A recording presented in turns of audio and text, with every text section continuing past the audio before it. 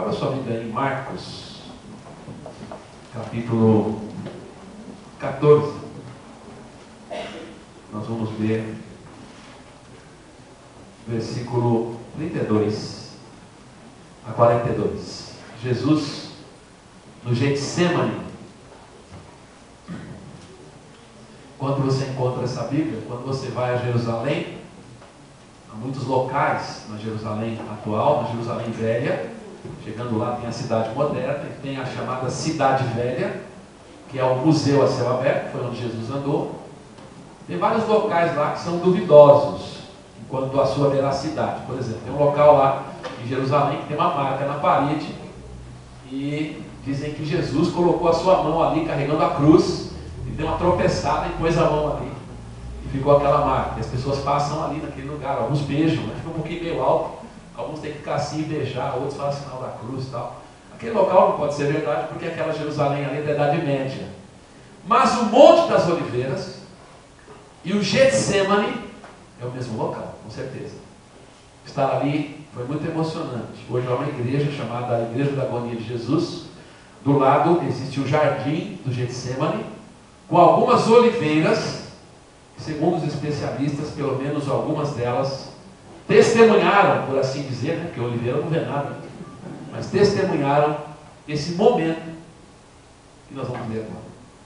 Marcos capítulo 14, 32, diz assim: E foram a um lugar chamado Getsemane, e disse aos seus discípulos: Assentai-vos aqui, enquanto eu oro. E tomou consigo a Pedro, e a Tiago, e João, e começou a ter pavor e angustiar-se. E disse-lhes: A minha alma está profundamente triste até a morte. Ficai aqui e vigiai. E tendo ido um pouco mais adiante, prostrou-se em terra e orou para que, se fosse possível, passasse dele aquela hora. E disse: Abba, Pai, todas as coisas te são possíveis. Afasta de mim este cálice.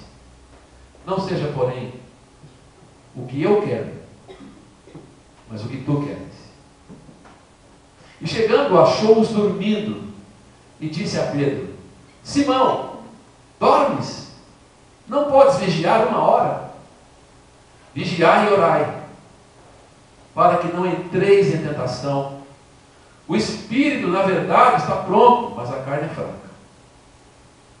E foi outra vez e orou, dizendo as mesmas palavras.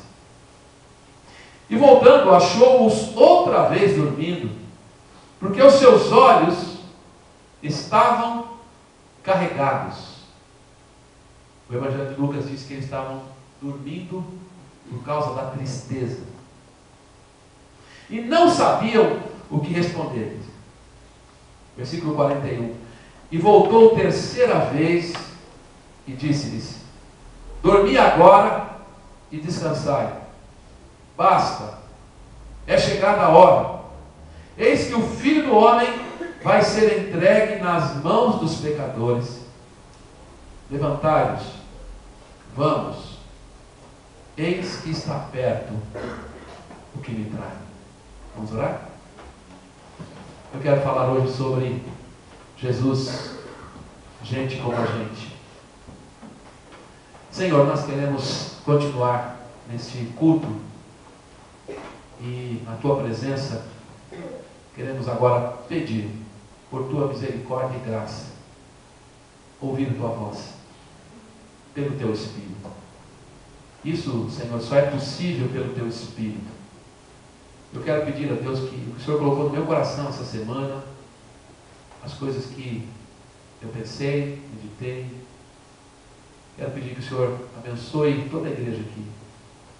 E aquele irmão e irmã, ó Deus, que está aqui, cada pessoa, possa receber a Tua palavra por mediação do Teu Espírito, de tal forma que nossas vidas sejam hoje aqui abençoadas, possamos glorificar o Teu nome, possamos ser alimentados por Tua palavra, pelo Evangelho, possamos, ó Deus, nos aproximar mais de Jesus. Esse é o nosso desejo. Abençoe as pessoas que nos visitam aqui, clamamos que elas também sejam abençoadas juntamente conosco. Em nome de Jesus. Amém. Jesus, gente como a gente. Em algumas ocasiões, quando uma pessoa está em muita aflição, e a gente fala mais tentando ajudar a pessoa, a gente apresenta o caso de Jesus, dizendo, mas Jesus também sofreu. E não é incomum que as pessoas falem assim, ah, mas pastor, Jesus é Jesus. Né? Tudo bem, Jesus sofreu. Mas Jesus é o Filho de Deus. Jesus é Jesus. É diferente. Afinal de contas, ele não foi um ser humano comum. Há uma diferença entre nós e eles. De uma certa forma, eu penso que essa diferença tem a ver com uma longa história. Que nós sempre tivemos dificuldade, a igreja sempre teve dificuldade em reconhecer a plena humanidade de Jesus. Como diz a carta aos Hebreus, ele foi em tudo semelhante a nós, exceto, você sabe qual é a exceção? Que não? Então, Jesus teve todos os sentimentos, Jesus viveu todas as situações, Jesus foi um ser humano absolutamente pleno, só não ultrapassou aquela linha, que às vezes é muito fina, entre uma situação meramente humana e uma situação que representa um pecado.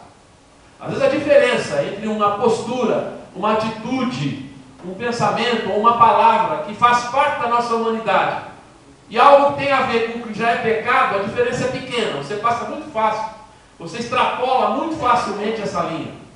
Eu penso que uma das desgraças que representa o fato de nós afirmarmos que todos nós somos pecadores é justamente isso. O mesmo ser humano é capaz de atitudes absolutamente nobres e em seguida de atitudes absolutamente reprováveis. O mesmo ser humano. O pecado causa essa confusão. A imagem de Deus ficou embaçada, né? Então essa imagem de Deus às vezes provoca em nós atitudes nobres. E eu estou falando de todo ser humano, qualquer um. Alguns que você tem a impressão que não é ser humano, né? Isso é a verdade. Faz tanta coisa ruim que você pensa que não é ser humano. Mas todo ser humano tem atitudes, tem sentimentos, tem características que lhe são humanas, no sentido de ser a imagem de Deus. E é por isso que todo ser humano é capaz de atitudes nobres. Mas o mesmo ser humano, inclusive crentes, regenerados, salvos e tudo mais, ainda estão nessa mesma condição. Embora salvos, embora perdoados, embora redimidos, embora resgatados, ainda assim não estamos livres. Estava numa ocasião aqui, aliás, é muito bom isso, né? As mulheres já por 2 vezes me chamaram aqui na escola dominical para discutir uma questão que surgiu aí. Uma delas ocorreu uma ocasião aí sobre essa questão do pecado, né? O que significa, qual é a relação nossa, os crentes, com o pecado. O crente não peca mais porque é crente. E eu nunca me esqueço da ilustração, eu repito sempre porque eu acho fantástico essa ilustração da menininha que estava na escola e ela iria ser batizada, ainda jovem, mas como já era de igreja, ia ser batizada. Ela era muito feliz. Ela contou para a amiguinha, olha, lá na igreja onde eu estou, eu vou ser batizada. E a amiguinha falou para ela assim, então quer dizer que você não peca mais? E ela disse, não, não é isso. E a amiguinha não teve dúvida, né? Em seguida disparou a pergunta. Então qual é a diferença entre o antes e o depois? Que diferença vai fazer o batismo? E a resposta foi fantástica. A diferença é que antes eu corria atrás do pecado. Agora é o pecado que corre atrás de mim. É diferente, né? Antes eu fazia coisa errada, gostava de fazer, queria fazer. Agora eu ainda estou sujeito a pecar, mas o pecado é que tem que correr atrás de mim. Eu tento evitar. Tem uma diferença.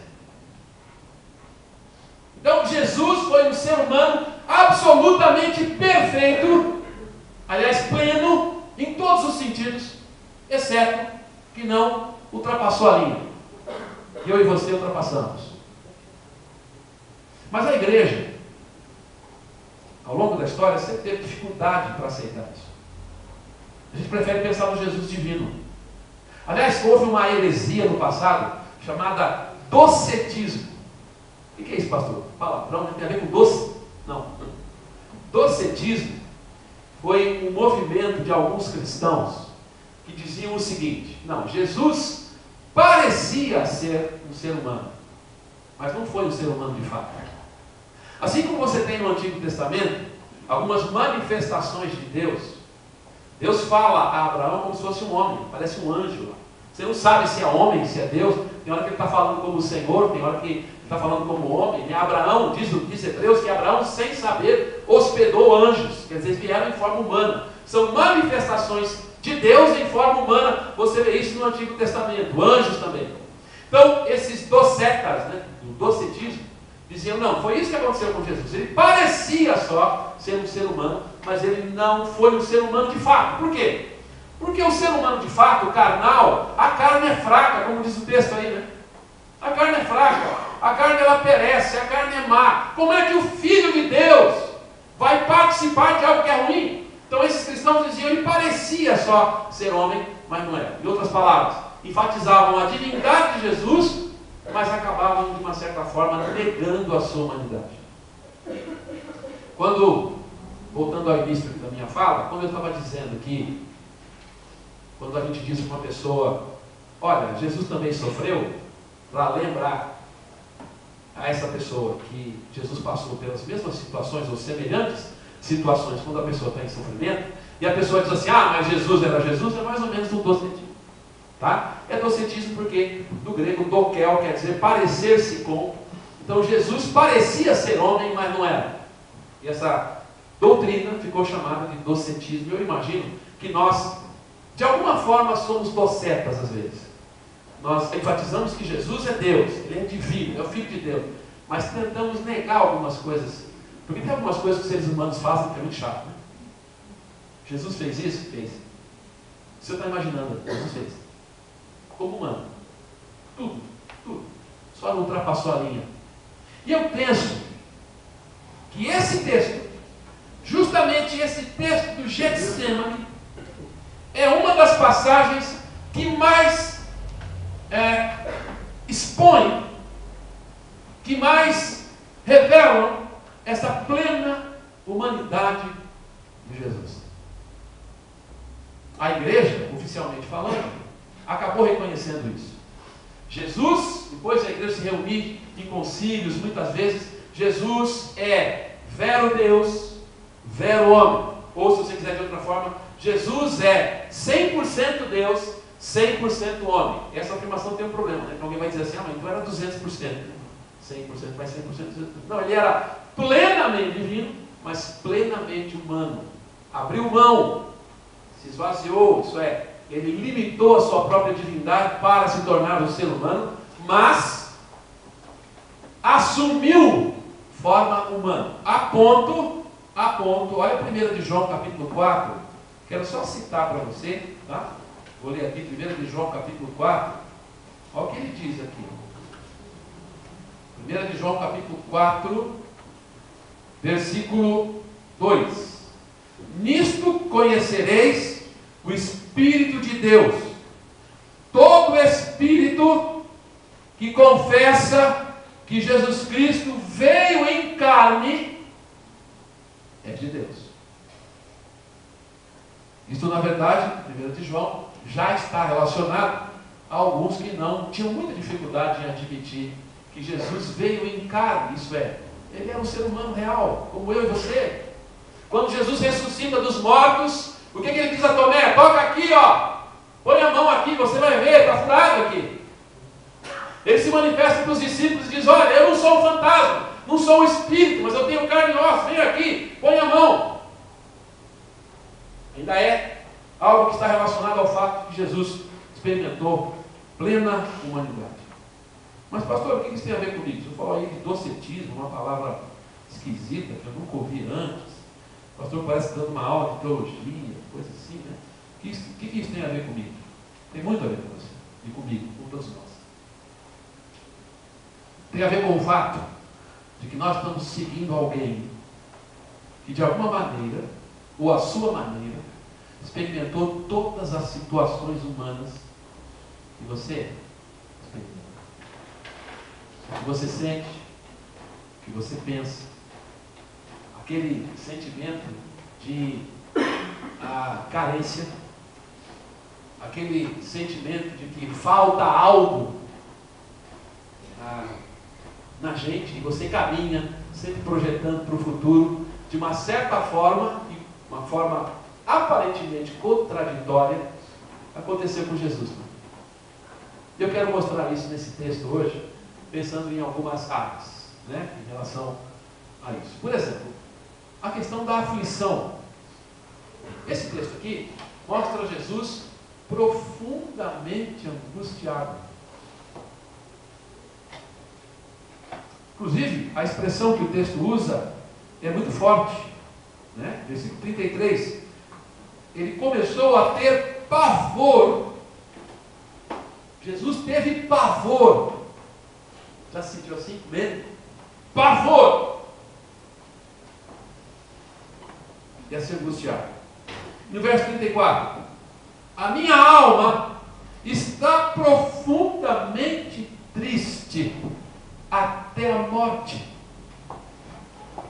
É Jesus que está dizendo isso. Jesus experimentou aflição, angústia. Mas aqui é uma angústia num grau elevado. As angústias que a gente experimenta na vida são de graus variados. Eu fiquei muito angustiado no sábado pela manhã, antes de vir aqui. Contei para o pessoal aqui do Lobo. Para sair, para vir acompanhar o ensaio, recebi uma ligação. Era uma voz de uma moça dizendo: pai, me pegaram, vão me matar. Eu tinha acabado de deixar a Ana Paula na estação, que ela faz um curso durante o sábado, o dia todo. Na hora, graças a Deus, me deu porque normalmente essa menina fala assim, o pai vai falar o nome da filha. Ana Paula, o que está acontecendo? Eu não falei isso. Falei, qual é o teu nome? Isso já tinha acontecido lá em Jundiaí, na minha casa. Ela, pai, vão me matar, qual é o teu nome? E aí o cara do outro lado, está aqui o telefone que eu vou falar com ele. Aquele sotaque, não sei se tem, gente, sotaque de bandido, mas é. Deixa eu falar com ele aqui. Né? Nada a ver com carioca, tá? Aqui é carioca, por favor, não estou dizendo que sotaque de carioca é de bandido, não. Tem gente que não tem sotaque nenhum nesse sentido. Aliás, a gente pensa que não tem sotaque. E aí, eu vou matar, não sei o que, a tua filha. Faz assim, eu falei, fala o nome dela, eu quero saber o nome dela. E aí, ele falou para mim, pode desligar o telefone aí, ligar no celular dela que você vai saber que ela está aqui. Aí eu chamei. Aí deu aquele frio, sim, né? E alto a baixo. Porque quando ele usa um argumento desse, pode ligar para o celular dela que ela está aqui. Imagina você. E a minha esposa foi tentar ligar para ela e não estava conseguindo. Aquela hora você sai do chão. É uma angústia. É só quem passa e sabe o que é. Graças a Deus, a minha esposa conseguiu falar com ela estava tranquila lá no metrô. E eu lá angustiado. Aí quando minha esposa falou, não, estou falando com ela, ufa, angústia. Há vários graus de angústia. Mas há graus que são terríveis. A angústia é comum à vida. Faz parte da vida do ser humano, faz parte da natureza humana. Porque nós somos limitados. Nós somos assim, somos seres dependentes. E o que é interessante é que, embora Jesus não tenha cometido pecado, ele se angustiou. Interessante isso. Porque a angústia faz parte da natureza humana, porque a angústia ela nos aponta para uma limitação. ela nos faz lembrar de uma maneira muito aguda que nós somos absolutamente limitados. Nesse sentido, a angústia não é pecado. A angústia tem a ver com o fato de que nós somos seres criados por Deus. E somos dependentes dele, nós temos limitações. E frequentemente na vida nós somos expostos a essas limitações e a coisa fica pior ainda porque nós somos pecadores. Agora eu vou dizer mais. A angústia é comum à vida cristã. Não é à toa que tem igrejas que fazem sucesso com o esgoto, né? Para de sofrer. Quem é que quer sofrer? Ninguém, eu não quero. Eu não quero ficar angustiado. A angústia é um sentimento ruim, né? A gente não quer. Mas tem um lado positivo. A angústia a gente ajuda a gente a amadurecer, a gente a crescer. Ajuda a pessoa humana a conviver no mundo, na sociedade. Faz parte da vida. Agora, há uma coisa aqui nesse texto que eu quero chamar a atenção sua. Nós, que falou muito no meu coração.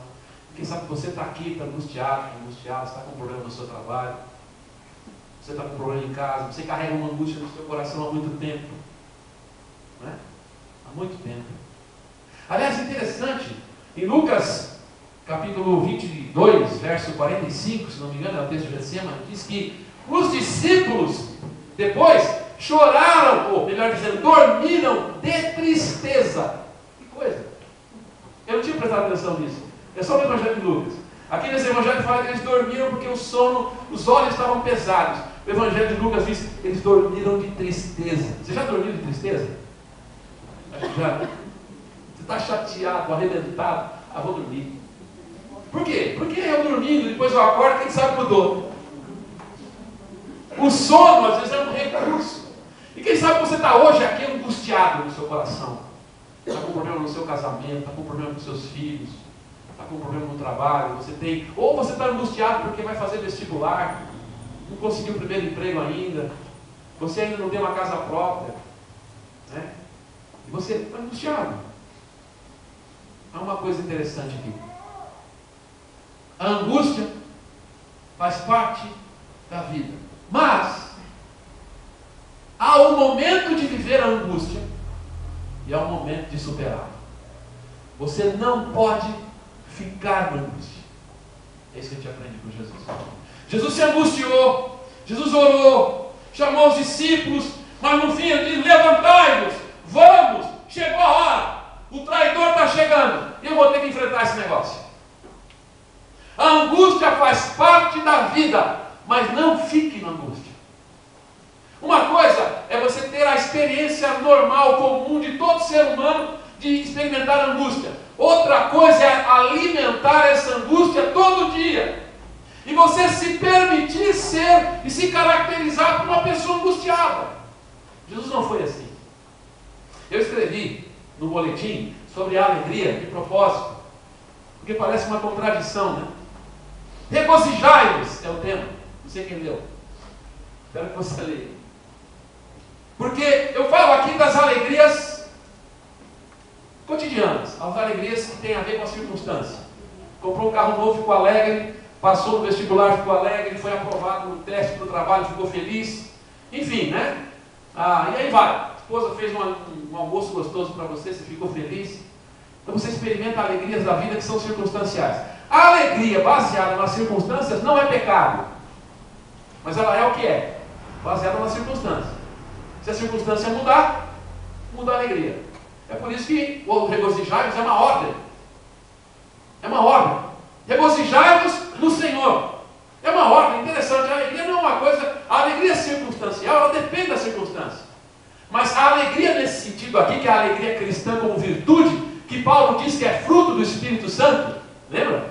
O fruto do Espírito é amor, paz, alegria. A alegria é algo que eu tenho que perseguir, é uma ordem. Então não se permita ficar na angústia. Se por um lado a angústia é fato da vida, e mesmo por um lado a angústia faz parte da trajetória da vida cristã, assim como Jesus, não se permita ficar nela, em nome de Jesus. Porque Jesus não ficou nela. Aliás, a angústia do antes é terrível. Eu vivi isso quando eu fui operado. Já contei aqui algumas coisas, mas rapidamente. Os piores momentos que eu vivi antes da minha cirurgia foi o antes, 6 meses antes. Porque eu tive que esperar 6 meses sem saber quando ia acontecer. E a angústia do antes é terrível. Mas chega uma hora que tem que dizer, não, agora vai, tem que resolver, tem que passar a porta, vamos em frente. Então não adianta se enfurnar, não adianta se isolar, ficar lá dentro do quarto chorando, lamentando, só angustiado, e não se permita caracterizar por isso, porque enquanto Jesus esteja vivendo um momento terrível de angústia, não foi isso que caracterizou a sua vida. Deus falou no meu coração para dizer isso para você hoje. Se por um lado você precisar aceitar a angústia, a aflição, como parte da vida, por outro lado, não pare nela. Não se permita a tristeza que se instala, que fica e não sai mais. Nesse sentido, Jesus foi plenamente humano, viveu a angústia, mas nos ensina a superá-la, a ir além dela. Se você está angustiado, saiba disso. Jesus também ficou muito angustiado. Uma angústia de morte. Mas Jesus não se deixou vencer por essa angústia. Ele nos mostra o caminho. Como plenamente humano, ele vive e sofre esta aflição de alma. Mas ele vai além dela. Ele supera. Tem que ter um depois. Entendeu? Está angustiado? Está angustiado? Tudo bem. Mas tem que ter um depois. Em nome de Jesus tem que ter um depois. Enfrenta esse negócio. Vai em frente. Faz o que tem que fazer. Mas enfrenta. Não para na angústia. Em nome de Jesus. Outra coisa interessante que me chama a atenção aí é a comunhão. Quando se fala de aflição, vamos falar de comunhão. Você percebe que interessante o fato de que Jesus está com os discípulos? Aliás, comunhão é uma palavra muito bonita. E eu penso que ela é tão bonita e tão ideal que a gente acabou criando o mito da comunhão. Já ouviu falar do mito da comunhão? O mito da comunhão é o seguinte: pega lá Atos capítulo 4, 42 a 46. Aliás, Atos capítulo 2, 42 a 46. E diz lá que eles viviam em comunhão, repartiam os bens e tal. Ai, como era a igreja primitiva. Que comunhão maravilhosa, uma comunhão plena. E aí a gente vê a nossa igreja, ou vê a igreja, e vê que não é exatamente assim, a gente fica reclamando. Ah, não tem comunhão nessa igreja. Ah, os irmãos parecem que não se amam. E a gente usa esse texto, essa ideia de uma comunhão perfeita, como um modelo ideal, que deve ser usado como modelo ideal, mas a gente fica aqui reclamando. Ai, falta comunhão nessa igreja. Não tem comunhão aqui. Isso é um mito, porque se você ler o livro de Atos, você vai ver que a comunhão não foi só isso. Tinha comunhão, mas logo começou a confusão, problema. Aliás, depois de setembro, vamos estudar o livro de Atos aqui, na IBD. Vamos ver isso. Alguns desafios para nós como igreja. Vai ser muito interessante. Agora, o que está acontecendo aqui nesse texto que eu acho fantástico o que está acontecendo?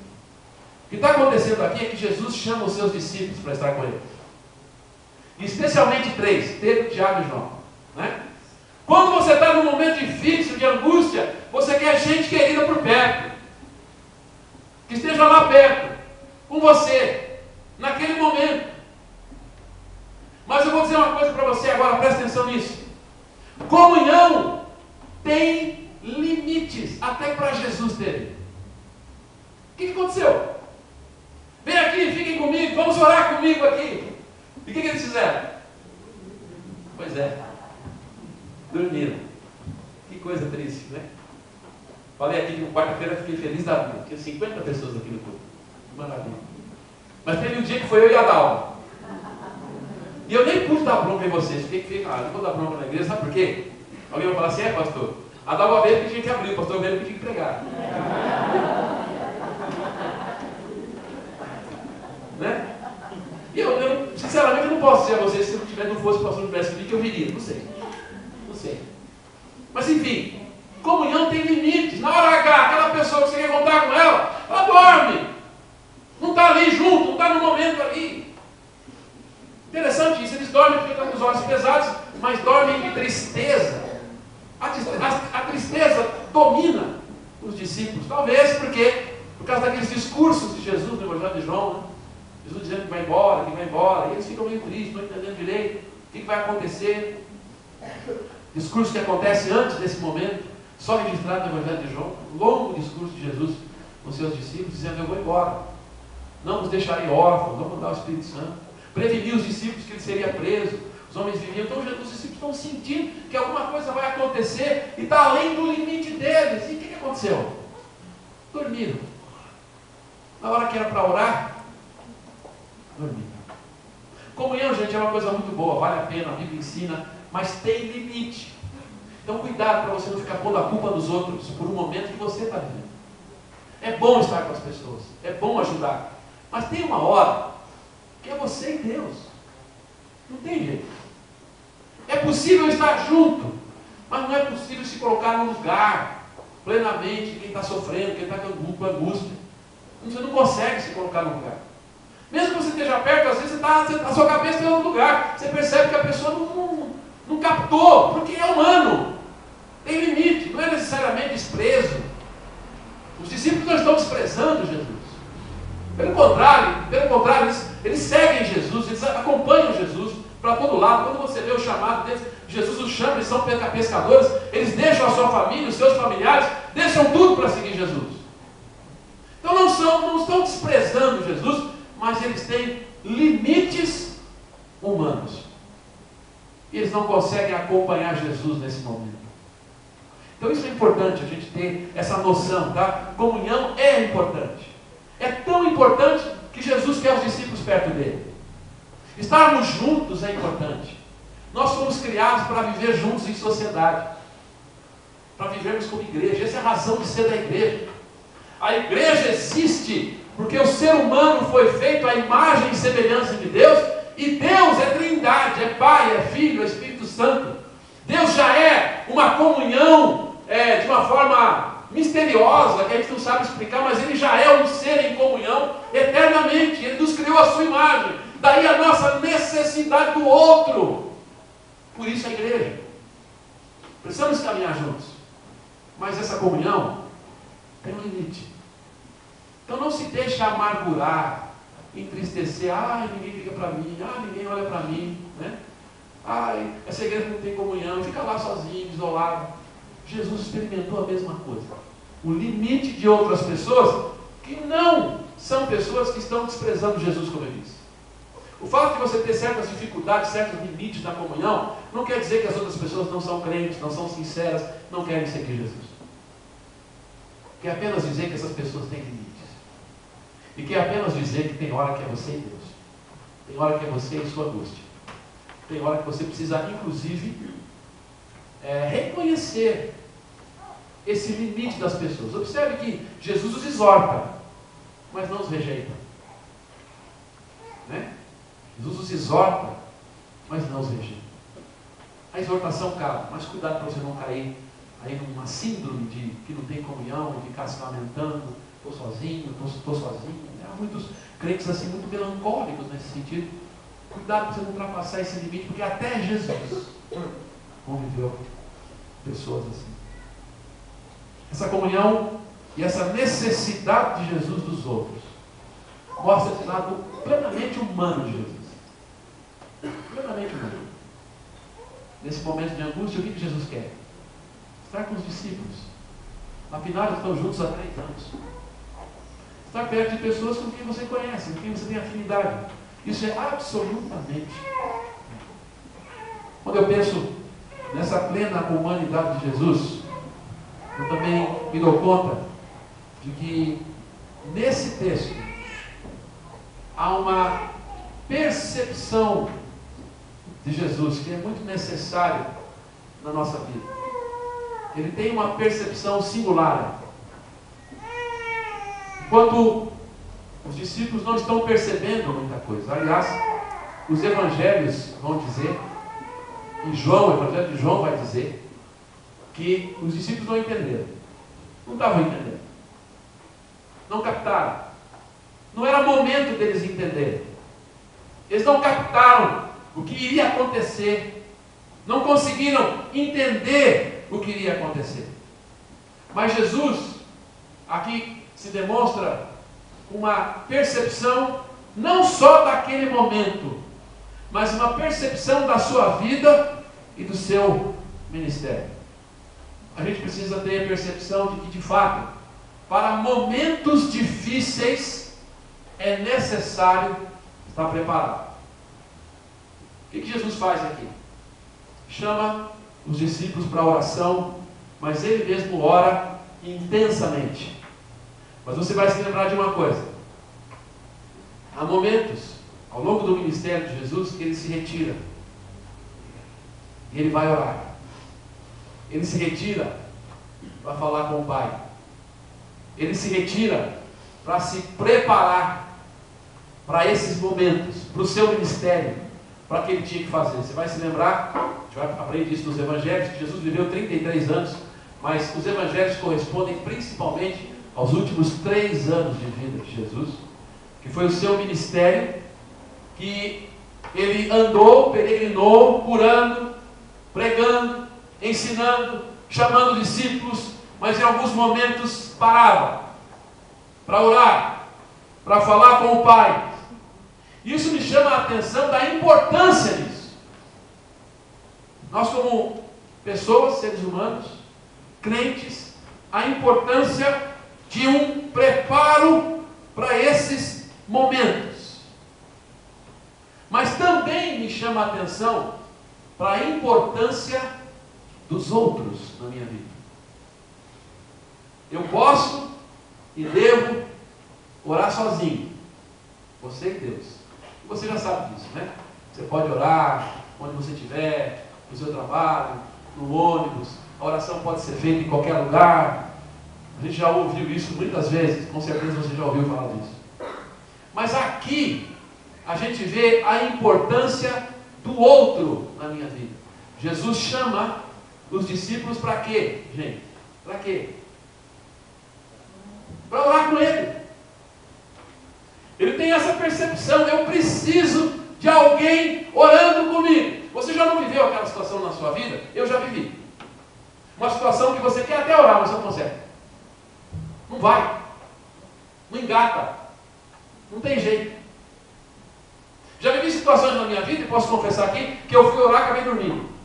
E não era de noite, não. Você vai lá, se coloca de maneira confortável para orar, o que você percebe que já está cochilando. E voou, né? Você se dispersou, você não consegue se concentrar, simplesmente. Então, a importância dos outros nesse momento. Aliás, as várias exortações que nós temos na Bíblia sobre oração são coletivas. A maioria delas. O orai sem cessar é coletivo. Orai é a segunda pessoa do plural. Vós, igreja, culto.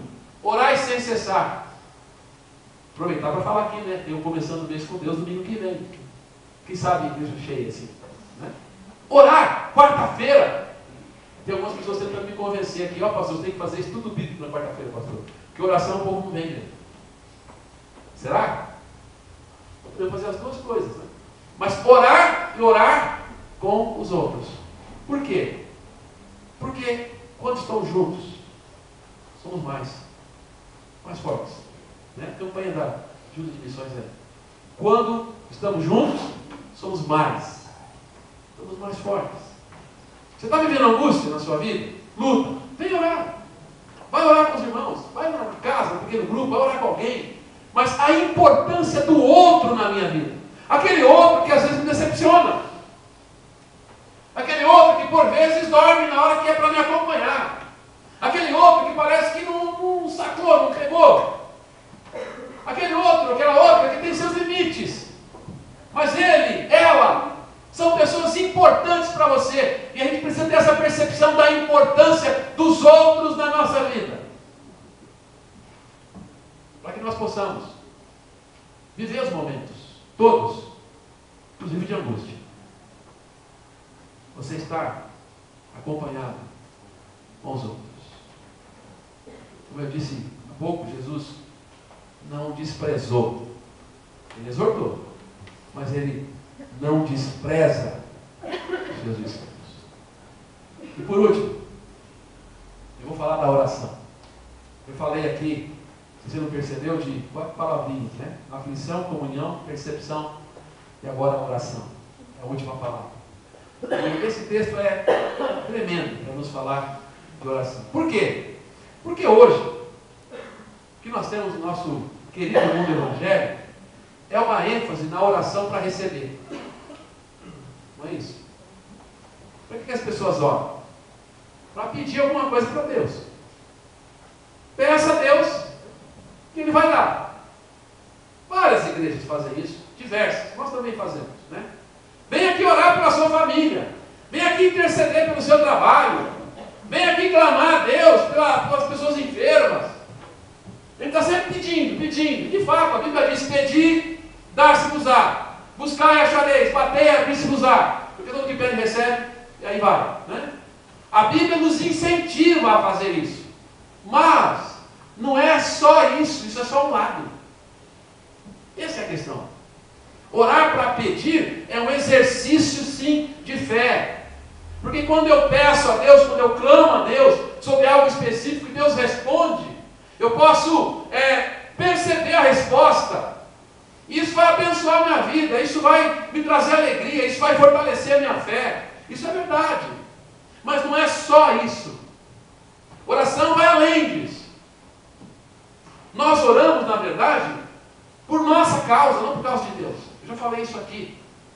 Nós oramos por nossa causa, não por causa de Deus. Eu não oro para fazer Deus se lembrar de que Ele precisa me abençoar, porque a Bíblia me diz o seguinte, que Ele é poderoso para fazer muito mais do que pedimos ou pensamos, segundo o seu poder que opera em nós. Eu quero dizer a você, antes de você orar, antes de você pedir, Deus é tão misericordioso que Ele já está fazendo o que você precisa. Saiba disso. Talvez você que está aqui, como eu, está vivendo um momento desse. Não consigo, pastor, me engata. Não dá, eu estou querendo orar, estou querendo tirar um momento de oração, mas você, como diz o texto, né? O espírito está pronto, mas a carne é fraca. Eu quero orar, tem algo em mim que diz, eu quero me prostrar em oração, mas por alguma razão que eu nem sei explicar direito, eu acabo não fazendo.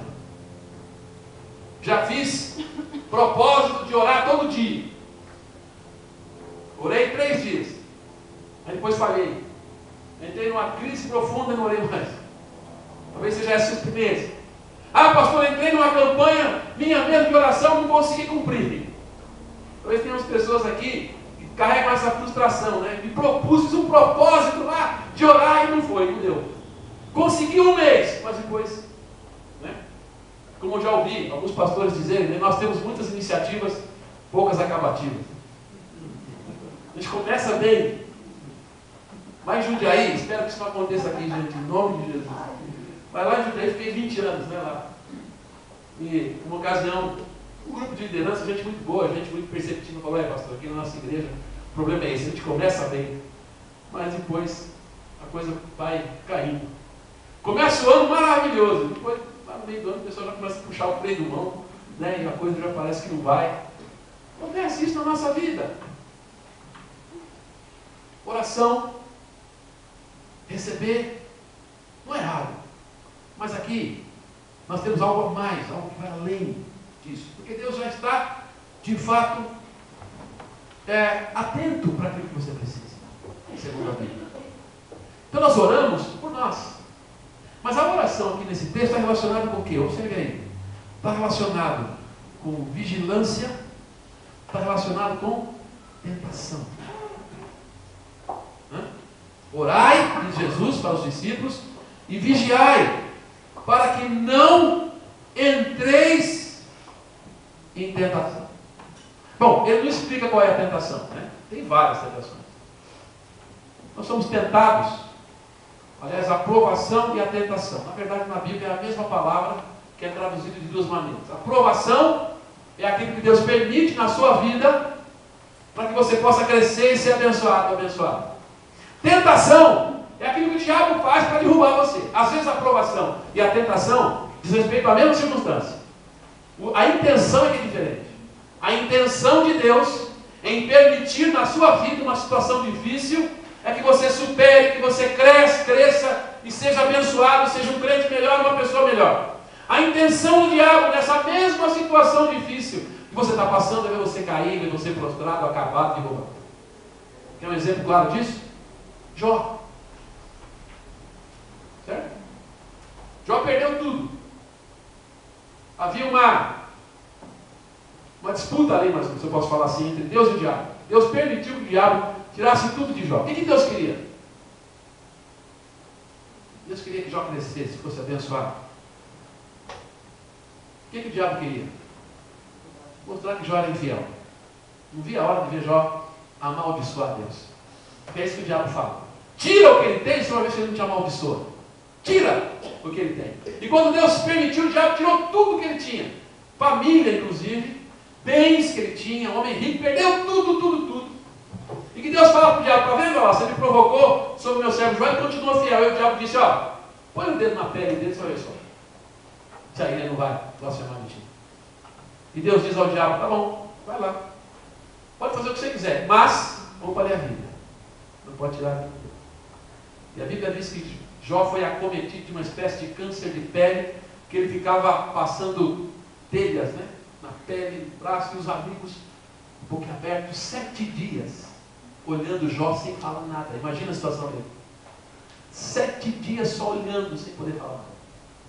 Mas ainda assim, Jó diz: nu saí do ventre da minha mãe, nu tornarei para lá. O Senhor deu, o Senhor tomou. Bendito seja o nome do Senhor. O diabo quer derrubar, Deus quer abençoar. Orai e vigiai, para que não entreis em tentação. Oração não é só para receber, como nós estamos ouvindo, só para ter emprego, para ter situação melhor, para ter cura. Não, é orar e vigiar para não ser tentado. Oração é modo de vida. Esse é o desafio de Jesus com os seus discípulos. E nós dormimos, muitas vezes. Oração é isso. Oração aqui, de certa forma, a meu ver, envolve um sentimento meio contraditório, se eu posso falar assim. Primeiro porque é interessante que Jesus, o Filho de Deus, se limita à condição humana ao ponto de clamar ao Pai, sendo que Ele é Deus. Interessante? Mas é mais do que isso. Aparentemente Jesus pede para sair fora, não é? Do texto. Você acompanha o Evangelho e você vê Jesus o tempo todo afirmando. Aliás, Marcos 10:45, vocês estão estudando o Evangelho de Marcos, na escola bíblica, quem está vindo? O Filho do Homem não veio para ser servido, mas veio para servir e dar a sua vida em resgate por muitos. Leia o Evangelho de Marcos, você vai ver que a partir do capítulo 8, depois da confissão de Pedro, Jesus algumas vezes conta aos discípulos o que vai acontecer. Olha, o Filho do Homem será levado para Jerusalém, será levado, será preso, será crucificado, ao terceiro dia vai ressuscitar. Os discípulos não estão entendendo nada. Isto é, o próprio Evangelho de Marcos nos mostra um Jesus que sabia qual era a sua missão. Mas aqui, o que ele fala? Pai, se for possível, passa de mim esse cálice. Não parece uma contradição isso? Que coisa. É verdade, ele diz: mas seja como tu queres. Mas se possível, Pai, passa de mim. Ele está ensinando os seus discípulos o tempo todo: eu vim para dar a minha vida em resgate por muitos, mas na hora H, Pai, não dá para dar outro jeito. Tem uma coisa aqui muito interessante para nós. Jesus expressa aqui a sua angústia legítima, humana, sem pecado, diante do Pai. Alguns crentes pensam que é pecado ter vontade. Se tem esse lado hoje do evangelho da pidança, pode falar assim, né? Entendei agora, o evangelho da pidança. Pidança tem tempo, mas tudo bem. O evangelho do pessoal que só pede. Por outro lado, tem também aquele evangelho do pessoal que acha que ter desejo é pecado. Você desejou alguma coisa, foi pecado e engorda. Está errado. Não pode ter desejo. Por quê? Tem que negar-se a si mesmo, né? Tem que ir contra a carne. Não é pecado. ter desejo. Pecado nada, desejo, quem criou o desejo, gente? Deus. É coisa boa, tá pervertido, tá manchado pelo pecado, é verdade, tem muito desejo que é ruim. Mas desejar faz parte da natureza humana. Você ter vontade, ter desejos, faz parte. E contar isso a Deus faz parte. Conte a Deus. O que você quer? O que você deseja? Os meninos aí. Qual é a moça que você quer casar? Deus acha que é meio pecado. Bom, só se ela, é alguém que não serve a Deus, está longe do Evangelho. Você pensa bem, mas é crente, está na igreja. Aí eu gosto tanto dela que deve ser pecado. Não é, não. Fala com Deus. Busca a Deus. E é claro, abre o olho. Vai lá, conversa com ela. Pode se orar. Tem hora que você tem que agir. Como aqui, Jesus passou angústia, mas tem que ir em frente. Então, ter desejo não é pecado. Mas, há um detalhe fantástico aí. Jesus expressa o seu desejo. Pai, se possível, passa de mim. A angústia leva a Jesus a dizer, olha, eu não quero isso, Deus. Eu não quero. Mas, seja feita tua vontade. Não é pecado ter vontade. O pecado está em colocar a sua vontade em cima da vontade de Deus. Quando você sabe qual é a vontade de Deus. Então tem aqui uma luta. Tem uma luta de oração. Uma luta com Deus. Eu vejo essa luta em vários personagens do Antigo Testamento. Uma luta com Deus. Você vê nos Salmos. O Salmo 22, que será citado por Jesus na cruz. Deus meu, por que me desamparaste? Eu já ouvi várias vezes aí opiniões de evangélicos dizendo, aquele foi o momento em que Jesus sentiu no peso do nosso pecado e Deus o abandonou. Bobagem, gente. Tem um lugar a Bíblia diz isso. Que o clamor de Jesus foi porque ele sentiu o peso do nosso pecado e Deus o abandonou. Não foi isso não. É o clamor de uma angústia, de alguém que sofre, mas ao mesmo tempo é o clamor de alguém que cumpre a vontade de Deus, porque Jesus está citando o Salmo 22. Deus meu, por que me desamparaste? Mas quem clama no Salmo 22 é alguém que crê. É alguém que está com Deus. Aliás, o Salmo 22 não é o único. Veja o Salmo 13. Senhor, por que o Senhor está silencioso? Por que o Senhor não fala? Por que eu não ouço a tua voz? Por que eu estou clamando e não tem resposta? Então há uma luta de oração. Jacó, quando se encontra com um anjo, e depois recebe o nome de Israel, aquele que luta com Deus e prevalece, ele luta com Deus no momento anterior a se encontrar com seu irmão Esaú, que o havia jurado de morte. E ele luta. É uma luta. É eu com Deus ali, expressando a minha realidade, meu sentimento, quem eu sou, o que eu desejo. E nessa expressão, tentando entender, Deus, qual é a tua vontade? Qual é a tua vontade? Temos aqui uma lição tremenda de oração. Jesus se torna plenamente humano para nos ensinar a orar. Para nos ensinar isso. Olha, fala com Deus, expressa o seu desejo. Pode parecer contraditório, porque você ontem teve uma atitude, Senhor, eu vou. É isso que eu vou fazer, mas amanhã tem uma angústia e você se sente pressionado, não é bem isso. Fala com Deus, expressa a Deus. Mudou de opinião, conta para Deus. Mas diga, Senhor, seja feita a tua vontade. Não, meu. Jesus, gente como a gente como você, gente como eu, gente como nós. Gente que experimentou aflição, angústia, em graus diferentes, intensidades diferentes, mas nesse momento, talvez o pior momento de angústia antes da crucificação de Jesus, o Getsemane. Um momento não só de aflição, mas um momento que a gente percebe como os outros são importantes na nossa vida. Então para de ficar reclamando dos outros, reclamando dos irmãos que não fizeram, que não foram, que não atenderam às suas expectativas. Às vezes nós temos expectativas em relação aos outros e as pessoas não atendem àquela expectativa, que elas nem sabem que nós temos. E aí ele fica chateado, fica magoado, fica ferido. Mas é uma expectativa que você criou sobre as pessoas, mas que as pessoas nem sabem que você tem essa expectativa. Então, vamos reconhecer a importância dos outros. Jesus entendeu e manifestou essa importância dos seus discípulos. Interessante, Jesus não, a gente está acostumado a ouvir dizer, né? Jesus chamou 12 para caminhar com ele, para ele preparar os 12 para enviar depois, para continuar, para pregar o evangelho, não é? Aqui não, aqui os discípulos não só são chamados para levar a mensagem adiante, mas são chamados para acompanhar o próprio Jesus. Jesus se reconhece aqui como alguém que precisa da companhia deles. Impressionante isso. É o outro lado da moeda. Os 12 discípulos não foram chamados só para irem depois. Os 12 discípulos foram chamados porque Jesus queria estar com eles. Jesus queria andar com eles. Porque ele queria companhia. Jesus, plenamente humano. Plenamente humano.